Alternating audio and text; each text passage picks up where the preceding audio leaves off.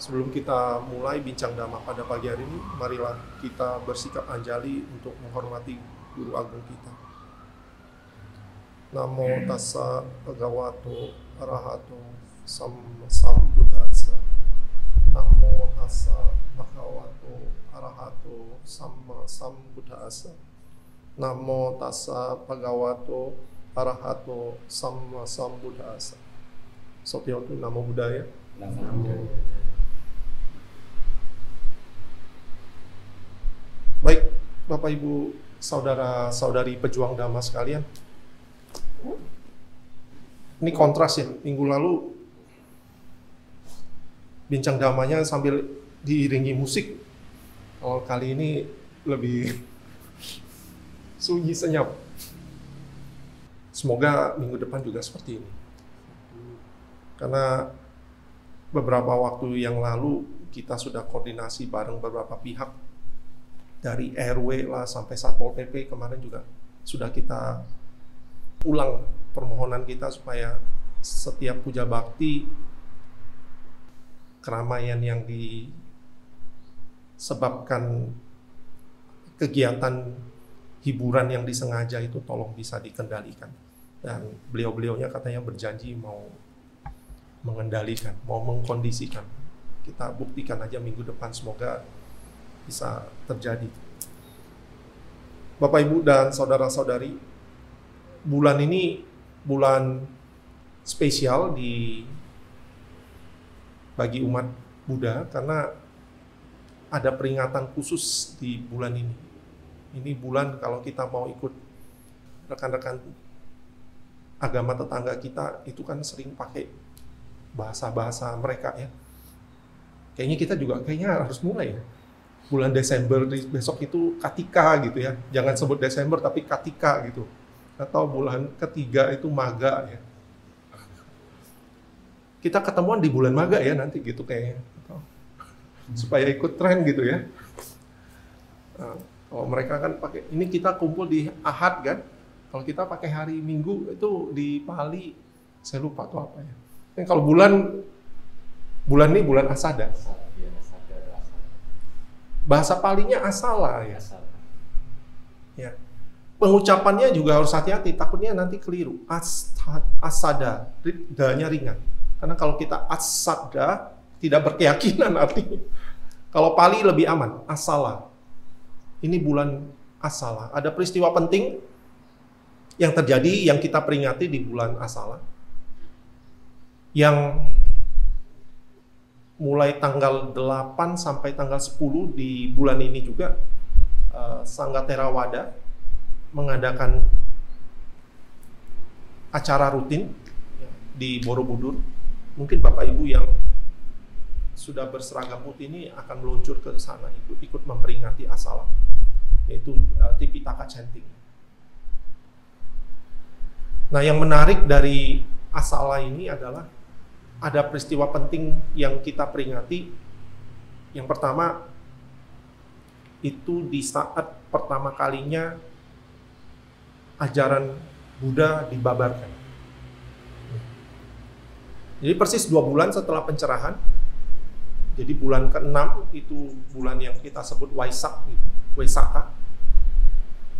Pangeran Siddhartha Gautama, Petapa Siddhartha Gautama berjuang berhasil mencapai pencerahan sempurna di bulan Waisak. Nah, 2 bulan kemudian di bulan Asala ini beliau ketemu sama 5 petapa yang untuk pertama kalinya Dharma diajarkan kepada 5 petapa ini.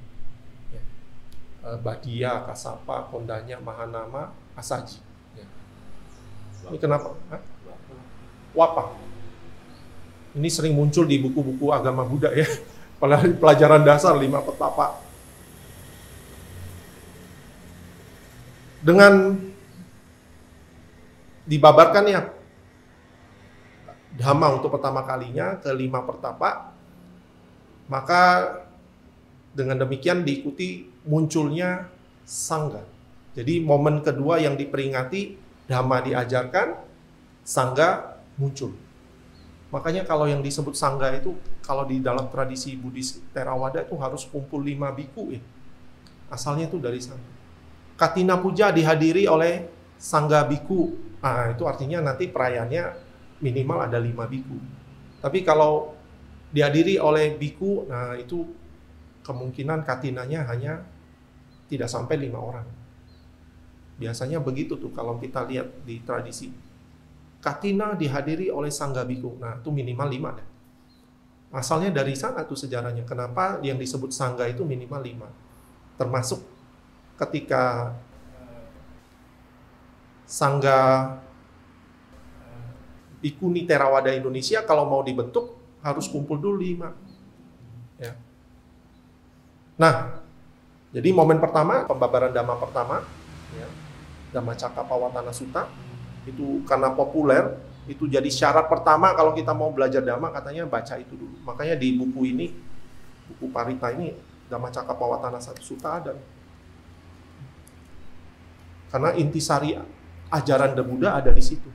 Tentang duka, asal mula, lenyap, dan jalannya. Itu didapat di sana. Munculnya Sangga. 5 petapa ini akhirnya menjadi biku, menjadi murid Sang Buddha, menyatakan berlindung pada Buddha dan Dhamma. Dan di momen itu juga, peristiwa ketiga yang penting yang muncul di Asala adalah terbentuknya Tiratana, 3 mutiara. Jadi sudah lengkap tuh. The Buddha, gurunya ada, ajarannya sudah diajarkan, kumpulan murid-muridnya, Sangga. Jadi 3 momen ini yang diperingati di Asala. Nah, bagi umat Buddha, Asala ini disebut juga hari kelahiran Dhamma. Dalam bahasa Inggris disebut Dhamma's Day. Kalau Waisak itu Buddha's Day, harinya Buddha, kan munculnya Buddha gitu ya. Kalau Asala ini harinya Dhamma, momen-momennya Dhamma. Nah, tebak-tebakan, harinya Sangga kapan? Katina ya. Jadi kayak gitu tuh. Oh, bukan ini ya, Magga ya? Bukan ya. Magga itu sudah ya bukan cuma. Maksudnya momen untuk mengulang ajaran inti Sang Buddha ya, Owada Patimuka. Tapi kalau kita lihat momen-momen penting di kalender Buddhis, harinya Buddha itu Waisak, harinya Dhamma itu Asala, harinya Biku itu Katina. Katina itu di bulan, kalau di penanggalan Buddhis, bulan ke-12 itu. Dalam bahasa Palinya Kartika, bahasa Sanskertanya Kartika. Nah, yang menarik dari Asala ini, STI mengambil momen bulan Asala ini untuk merayakan kehadiran Dhamma dengan cara suta-suta itu diulang.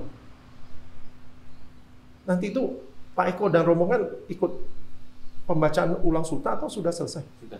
Sudah selesai. Jadi nanti cuma menghadiri upacara asal. Upacaranya. Yang ikut Mas Ratno sama Pak Farid ada 2. Yang ikut yang chantingnya, mengulang sutanya. Jumat pagi. Dari Jumat pagi, tanggal 8. Tanggal 8 pagi pengambilan sila. Oke. Tanggal 7 siang nggak harus sampai sana. Oh. Ya. Nah, yang menarik di kegiatan Asada itu suta-suta ajaran Guru Agung kita itu diulang. Jadi bukan sekadar cuma membaca Karania Metta Sutta gitu ya, yang di buku ini. Tapi lebih panjang tuh. Contohnya yang kita bisa lihat di sini nih, di halaman yang belakang ini.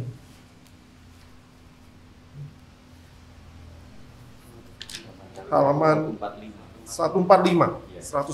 Dhammacakkappawatana Sutta. Ya. Ini yang diulang di acara Asada. Anattalakkana Sutta. Kemudian Adita Pariyaya Sutta dan seterusnya. Kenapa yang diulang sutta? Saya pikir kemarin Sangga Theravada mengambil momen Asada untuk diangkat. Itu satu langkah yang penting juga. Karena umat Buddha kebanyakan yang namanya perayaan hari besar, fokusnya hanya di Waisak. Kita kumpul gede itu rame-rame itu di Waisak. Merayakan kehadiran The Buddha, guru agung kita. Tapi Asada kayaknya ya tidak sebesar Waisak.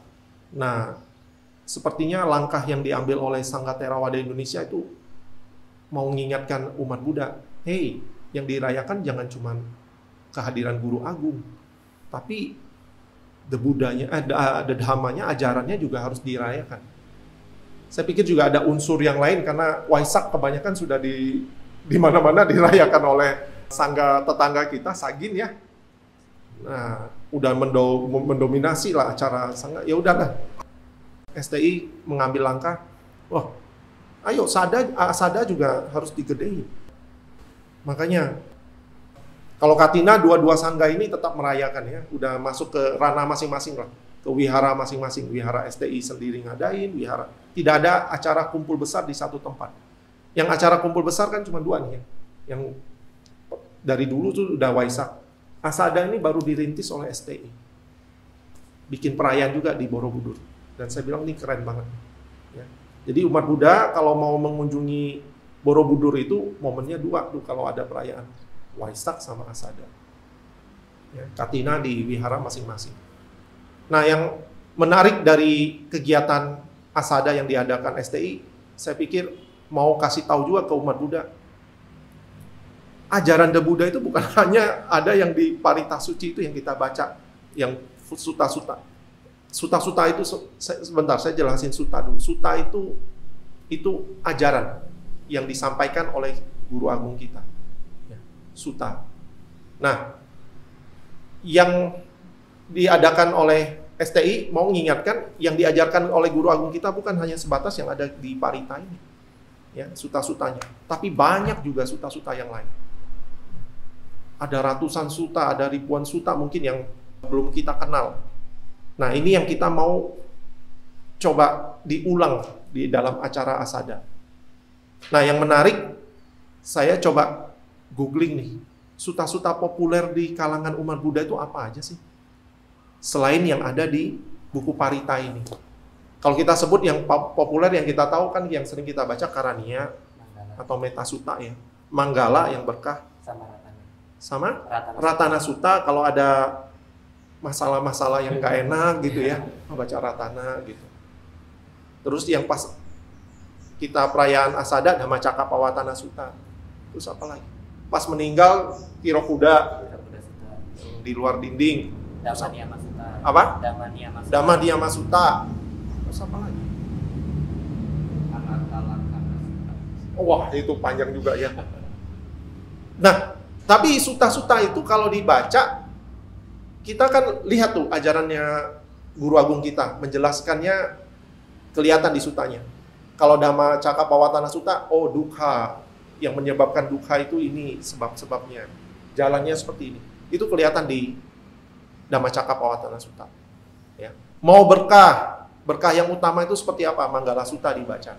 Ya. Nah, ternyata waktu saya Google itu, yang populer juga ketika kalau kita ini mau mendalami sutta, itu katanya bisa baca secara berpasangan. Oh, suta-suta itu ada yang berpasangan untuk mempelajarinya. Kontras gitu, berlawanan. Nah, pagi ini saya mau coba ngambil nih. Ini kayaknya jarang kita dengar, saya juga nggak pernah dengar ketika googling baru, oh iya ya, cara belajar sutta. Metta Sutta, pasangannya Khodana Sutta. Nah, Khodana belum pernah dengar kan? Saya juga baru dengar kemarin. Kalau Metta Sutta itu ngajarin cinta kasih, ya, kembangkan cinta kasih kan. Nah, kalau kita baca Karania Metta Sutta itu ya, kan cinta kasih. Manfaatnya kan kalau kita mengembangkan cinta kasih, apa coba? Salah satunya. Mukanya cerah, bagus, tidurnya pules, disayangi banyak makhluk dan seterusnya. Nah, Sang Buddha juga ngajarin ada yang kontras atau berlawanan dengan ini, yaitu kemarahan. Nah, bahaya kemarahan disampaikan oleh Sang Buddha supaya kita nggak sampai jadi orang yang mengembangkan sikap marah. Metta Sutta diajarkan untuk mengembangkan cinta kasih. Kodana Sutta diajarkan untuk melihat bahayanya marah. Nah, pagi ini saya mau ngajak kita lihat serem ternyata bahayanya marah. Marah, emosi yang diekspresikan. Bahayanya seperti apa? Ini yang menarik dulu dibuka. Ini latar belakang sutta ini disampaikan dulu nih. Ini bukan merendahkan gender ya. Ini kisahnya kalau menurut sejarahnya Bante Anuruddha waktu beliau meditasi dengan mata batinnya melihat menjelajahi alam-alam kehidupan. Lihat satu alam kehidupan yang menderita. Kok isinya banyak perempuan? Kok perempuan? Banyak banget nih perempuan. Ya. Nah, lihat kok penderitaannya luar biasa nih perempuan-perempuan yang di sana. Pertanyaannya tadi saya diskusi sama Bulani, emang ketika di alam susah itu gender masih ada? Lah buktinya tuh. Kok Bante Anuruddha lihat ada perempuan. Nah, datanglah ke Buddha, Bante Anuruddha. Kok bisa ya? Makhluk-makhluk itu lahir seperti itu, di alam seperti itu, penderitaannya luar biasa. Kenapa itu Bante? Ya. Bante Anuruddha tanya ke Buddha.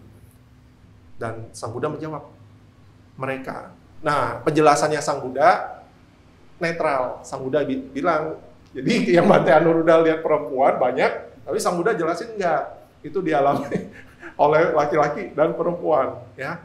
Karena apa mereka yang mengalami penderitaan di alam penderitaan itu? Karena mereka gagal mengembangkan 5 faktor atau mereka terjerumus dalam 5 faktor ini. Apa itu? Yang pertama, nggak punya keyakinan terhadap ajaran-ajaran yang baik. Jadi dikasih tahu yang baik, nggak dijalani. Jadi nggak ada sadar. Itu satu. Nah ini hati-hati nih, kita cek nih ya. Saya kalau dikasih tahu yang baik, saya yakin ini saya jalan. Yang kedua, nggak punya malu terhadap kesalahannya. Akhiri ya, kalau kita malu kan iri kan. Nah ini nggak malu. Udah tahu salah nggak malu deh. Potensinya apa? Mau ngulangi lagi kan? Jadi diulang-ulang terus jadi tabiat tuh. Jadi yang satu nggak punya keyakinan, kayaknya logikanya nyambung nih. Udah dikasih tahu yang benar nih, ajaran yang baik, nggak yakin nih. Nah, terjerumus di perbuatan buruk. Kalau udah tahu ini buruk, dia nggak tahu malu nih, diulang terus. Akhirnya apa? Yang ketiga, dia nggak punya otapa kan? Nggak punya rasa takut terhadap perbuatan buruk. Diulang-ulang, nggak sempurna lah ya. Jadi orang yang tabiatnya jelek. Yang keempat, nggak punya kebijaksanaan. Jadi udah saking kalau daki itu numpuk banget ya, jadi susah dibersihin ya. Tuh nggak punya bijaksana, nggak mau bersihin. Yang kelima, lengkaplah sudah. Orang ini penuh dengan kemarahan. Nah, yang diulik-ulik di Sutta Kanuruddha ini, itu yang kemarahan. Ya. Jadi hati-hati dari sejarahnya kita lihat ya, kenapa kita bisa terjerumus di alam yang susah, karena kita punya 5 ini. Nah, yang di Sutta Kanuruddha ini, yang diulik-ulik yang kemarahan. Marah. Kenapa kita nggak boleh marah? Jangan sampai mengembangkan marah, justru sebaliknya yang kita kembangkan yang metta. Karena marah ini seperti ini nih. Menguntungkan pihak yang berseberangan dengan kita.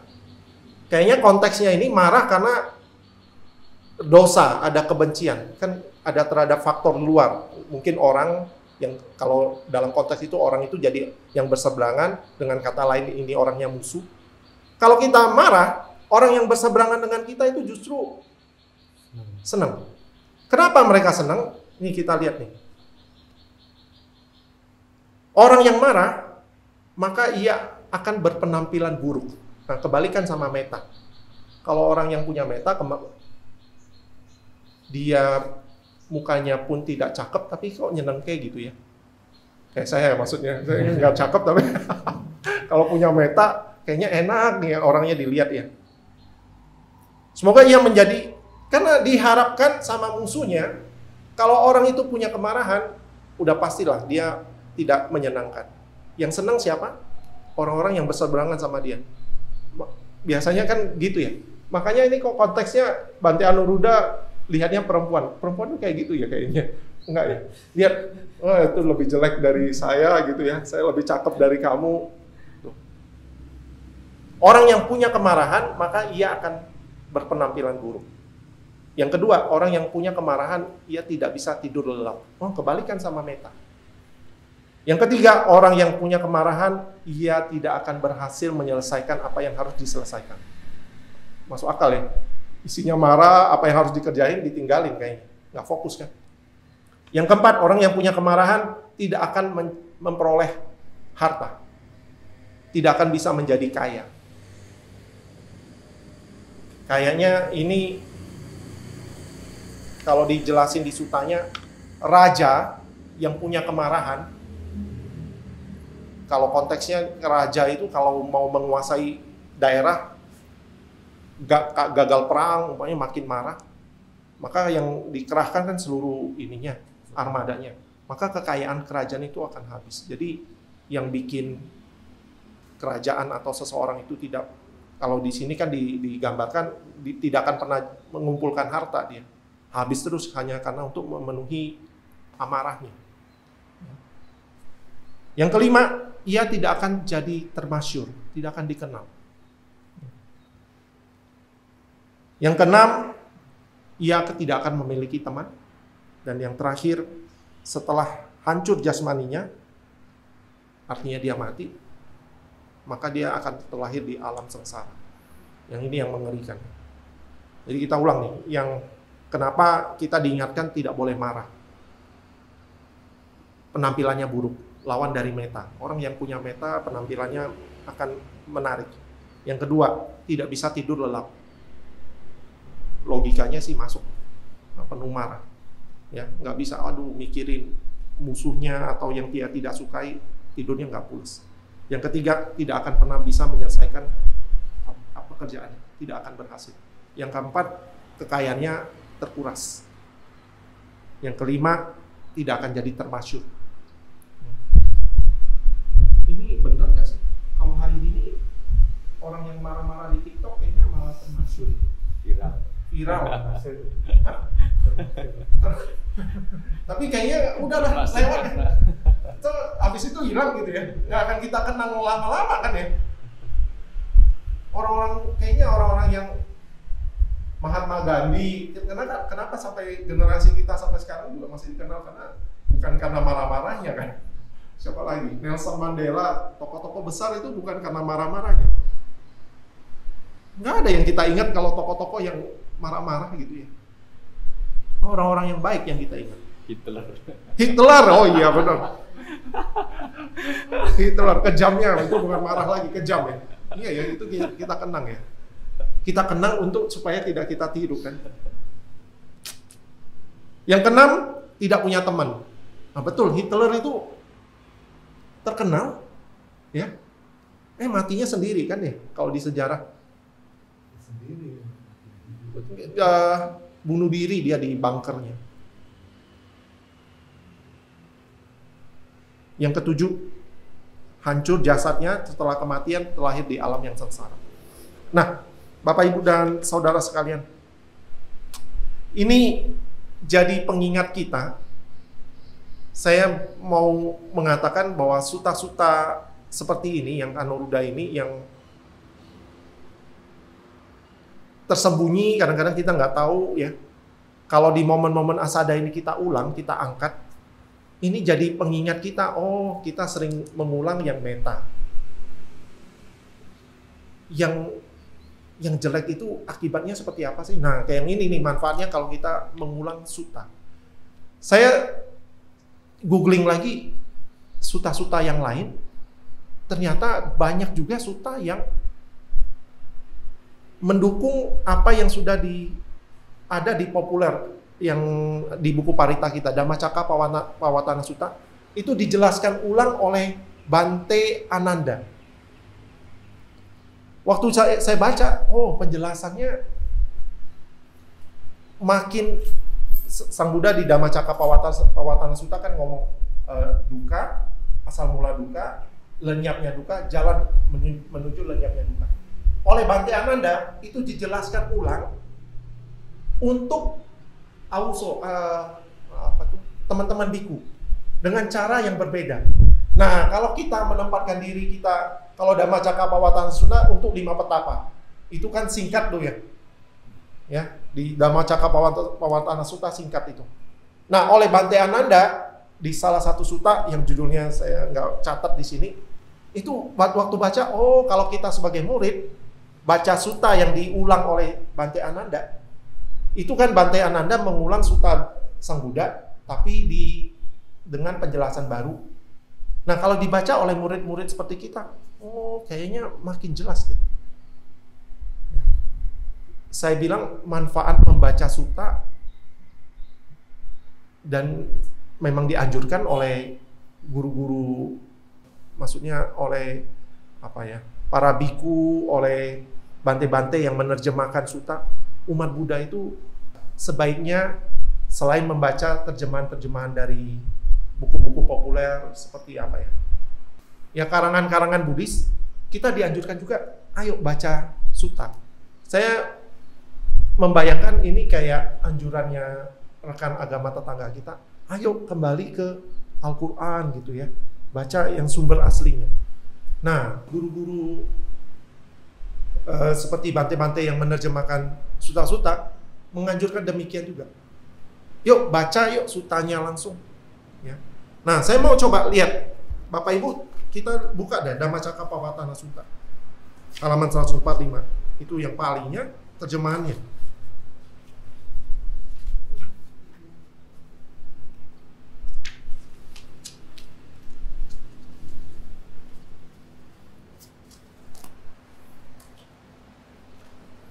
Ini kita biasa bacanya kalau di halaman 150, coba kita lihat. Ini kalau kita nggak baca Dhammacakkappavattana Sutta, kita bacanya dari mana? Kalau kita belajar Buddhis, belajar agama Buddha pertama kali, di mana? Tahu nggak di buku apa? Bukunya Intisari Dhammasari ya? Ya, Intisari Agama Buddha sama Dhammasari. Dhammasari. Zaman kecil itu kita bacanya di sana tuh. Tapi ternyata teks aslinya tuh di sini, di Dhammacakkappavattana Sutta. Ya, Dhammasari itu tulisannya Sumedawi. Ya, itu buku yang depannya Dhammacakka gitu putih. Itu kalau kita belajar agama Buddha pertama udah disariin tuh sama penulisnya tuh. Ada yang lebih tipis lagi. Tipis lagi. Intisari Agama Buddha. Intisari Agama Buddha. Dulu kita kalau belajar agama Buddha pegangnya itu. Nah, ternyata agama dari kelas 1 SD sampai 3 SMA itu. Pegangannya itu. Nah, kita tuh diminta kalau mau advance, mau lebih memahami, bacanya sutta. Ya. Saya ini cuman kampanye ya, saya juga sendiri lagi mulai, Asada ini momennya apa sih? Mengulang sutta. Oh, kayak gini ternyata kalau kita mau belajar dari sutta. Nih halaman 150 nih, kita lihat nih. Yang disebut dengan penderitaan itu apa sih? Kelahiran, usia tua, kematian, kesedihan, putus asa, dan seterusnya. Ternyata dijelaskan di sutta dengan rinci.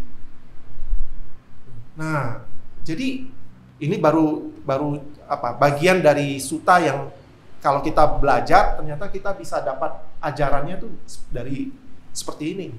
Jadi bukan dari kumpulan Intisari Agama. Itu sih bagus untuk kita yang ini kumpulan udah disariin gitu ya. Tapi kalau mau baca jelas yang ini ya. Sudah ada bahasa Palinya. Apa yang menyebabkan kita ini terlahir kembali? Karena ada hawa nafsu dan kegemaran di halaman 151. Ada kama tanha, bawa tanha, wibawa tanha. Saya lihat ternyata anjuran untuk kembali ke sutta itu satu hal yang harus kita mulai jadikan tradisi. Ya.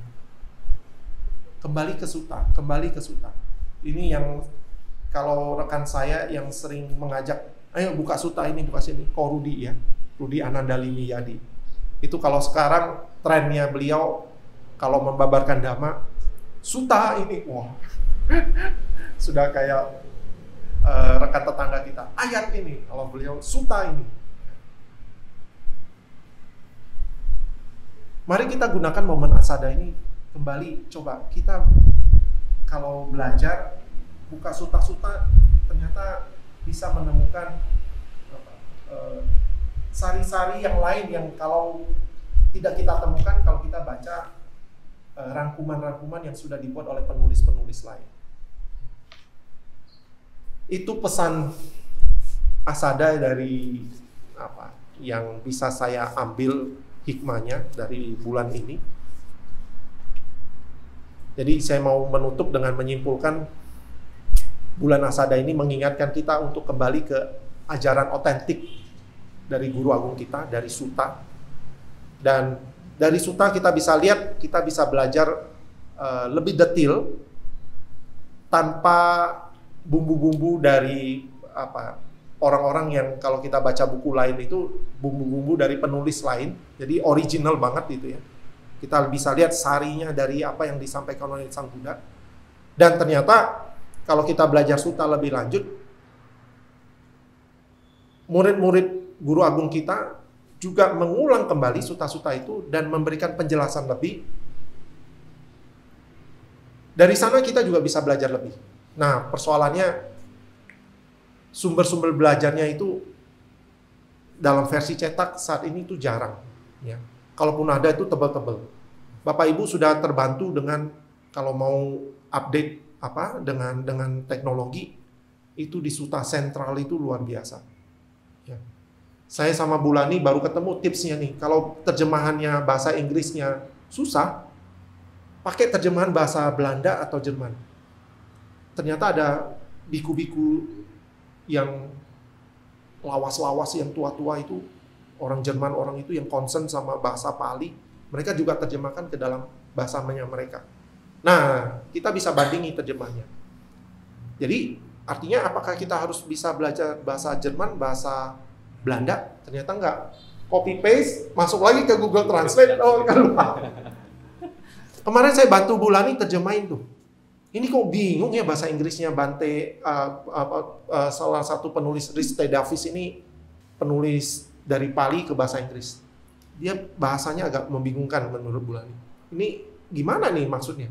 Oh, saya bilang coba nih, syair ini dalam bahasa Belanda ada nih, bahasa Jerman ada, coba diambil. Ternyata belajar Suta tuh menariknya bisa seperti itu. Ya. Jadi kalau kita kembali ke Suta, kita sendiri yang memahaminya, kayak kita dengar langsung dari Sang Buddha, ya, kayak dengar langsung dari Sang Buddha, bukan dari penulis kedua. Kayak kita baca Dhammacakkappavattana Sutta, oh penyebab duka itu, seakan-akan guru agung kita sendiri yang menyampaikan ke kita. Nah kerennya itu. Nah kembali kalau kita mau belajar, alat bantunya sekarang teknologi itu ada. Saya lagi juga dari bantu Bulani, oh ternyata gini ya belajar Sutta. Baru tahu caranya. Ya.